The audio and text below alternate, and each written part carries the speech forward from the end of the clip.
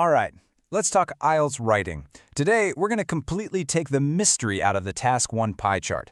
My goal here is to give you a really simple, repeatable method so you can walk into that exam and tackle this with total confidence every single time. So if you've ever had that moment, you're looking at a pie chart, the clock is ticking away, and you're just thinking, where do I even begin? Trust me, you are not alone. It can feel like a huge task, but I promise you there is a clear and simple way to get a fantastic score. To make this super clear, we're going to stick with one example for this whole explainer. Here it is, a simple pie chart about students' favorite subjects. You can see it's broken down into 4 slices: math, science, English, and history, each with its own percentage. Just keep this picture in your head as we go. So, what's the plan? Well, here's our roadmap. First, I'm going to show you your new 3-step method. Then, we'll go through each of those steps one by one: how to report the numbers, how to make smart comparisons, and how to write that perfect overview.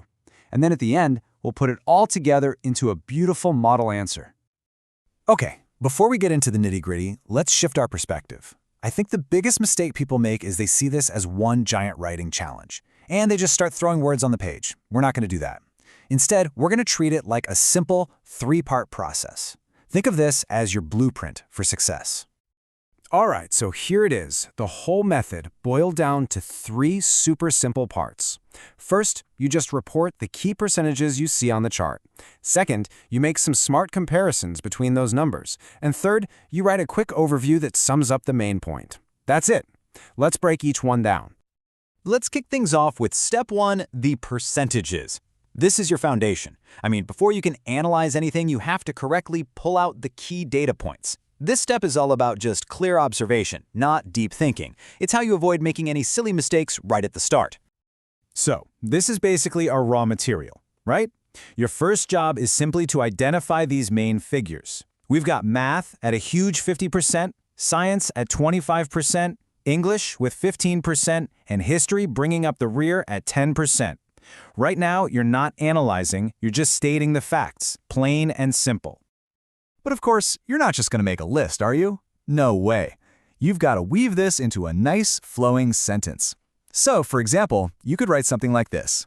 The pie chart shows that math is the most popular subject, accounting for exactly half of the students' choices at 50%, followed by science at 25%.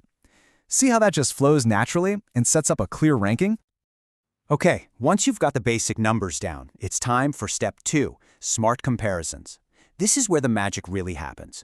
You go beyond just listing facts and you start connecting the dots. This is all about finding the story in the data, and that's what shows the examiner you're thinking on a deeper level. You know, the easiest and honestly the most effective comparison you can make is just looking at the biggest slice versus the smallest one. It's right there in front of you. In our chart, that's the massive 50% for math against the tiny 10% for history.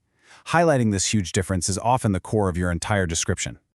And using that contrast, you can write a really powerful sentence. Check this out. It doesn't just say history is the least popular. It quantifies that relationship. It says it's 1/5 of the figure for math. Whoa, that little bit of extra math adds so much value and really makes your answer stand out.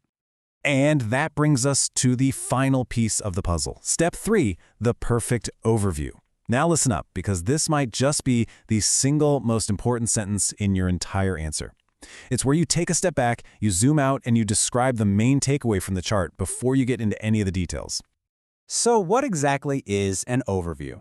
Well, think of it like a quick summary of the most obvious thing you see. And here is the golden rule. You absolutely have to remember this. Your overview should never, ever contain any specific numbers or percentages. It's all about the big picture, the overall impression. So for our chart, a killer overview would sound something like this. It immediately tells the reader the whole story in one sentence. One subject is dominant and everything else is way behind. It's simple, it's clear, and it perfectly nails the main trend.